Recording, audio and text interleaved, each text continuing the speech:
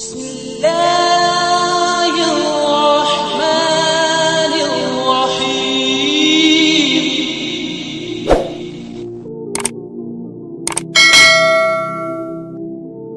ایک ایسی داستان ہے جو ہمیں غرور، تکبر اور اللہ کی قدرت کا زبردست سبق دیتی ہے۔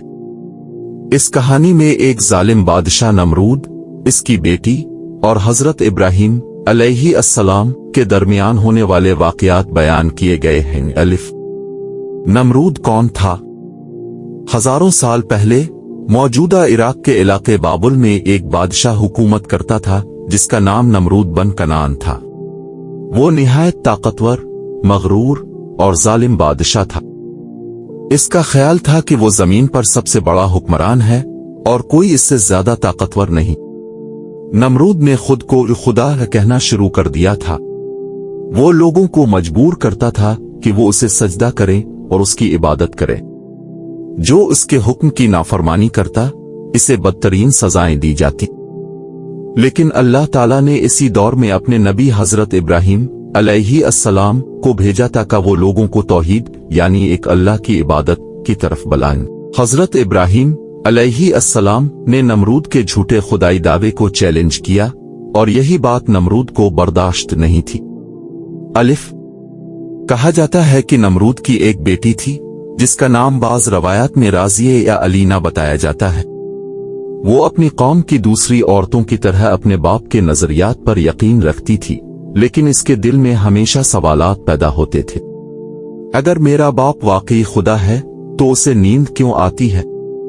اگر وہ سب کچھ کر سکتا ہے تو وہ بیمار کیوں ہو جاتا ہے؟ اگر وہ واقعی طاقتور ہے تو موت سے کیوں ڈرتا ہے؟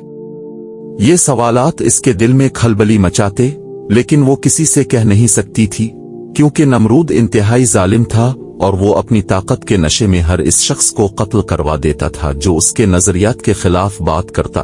بیٹی کا عجیب و غریب خواب۔ ایک رات نمرود کی بیٹی نے ایک نہایت خوفناک خواب دیکھا۔ اس نے خواب میں دیکھا کہ آسمان سے ایک چمکدار روشنی زمین پر آ رہی ہے، اور جیسے ہی روشنی نمرود کے محل کے قریب پہنچی، اس کی روشنی سے سارا محل لرزنے لگا، دیواریں گرنے لگیں اور نمرود تخت سے گر کر چیخنے لگا۔ اس روشنی کے ساتھ حضرت ابراہیم علیہ السلام ایک جھنڈا اٹھائے کھڑے تھے اور ان کے پیچھے بے شمار لوگ تھے جو اللہ کا ذکر کر رہے تھے۔ یہ خواب دیکھ کر وہ کانپ اٹھی اور فوراً اپنے والد کے پاس پہنچی۔ ابا جان، میں نے ایک خوفناک خواب دیکھا ہے، ایسا لگتا ہے کہ کوئی بہت بڑی طاقت ہمیں ختم کرنے والی ہے۔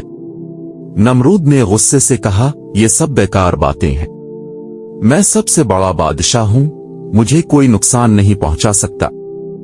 لیکن اس کی بیٹی کا دل اب مطمئن نہیں ہو رہا تھا۔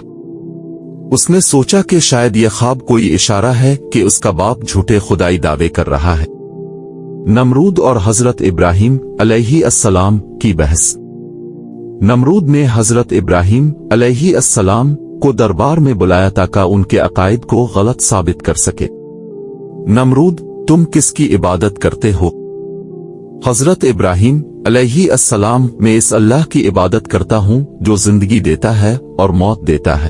نمرود، تکبر سے یہ کام تو میں بھی کر سکتا ہوں۔ پھر اس نے 2 قیدیوں کو دربار میں بلایا، ایک کو قتل کروا دیا اور دوسرے کو آزاد کر دیا اور کہا، دیکھو، میں نے ایک کو مار دیا اور دوسرے کو زندہ چھوڑ دیا، اس کا مطلب ہے کہ میں بھی زندگی اور موت دیتا ہوں۔ حضرت ابراہیم علیہ السلام مسکرائے اور فرمایا، میرا رب سورج کو مشرق سے نکالتا ہے، اگر تو سچا خدا ہے تو اسے مغرب سے نکال کر دکھا۔ یہ سن کر نمرود حیران رہ گیا کیونکہ وہ جانتا تھا کہ وہ ایسا نہیں کر سکتا۔ دربار میں موجود لوگ خاموش ہو گئے اور نمرود لاجواب ہو کر غصے میں دربار سے نکل گیا۔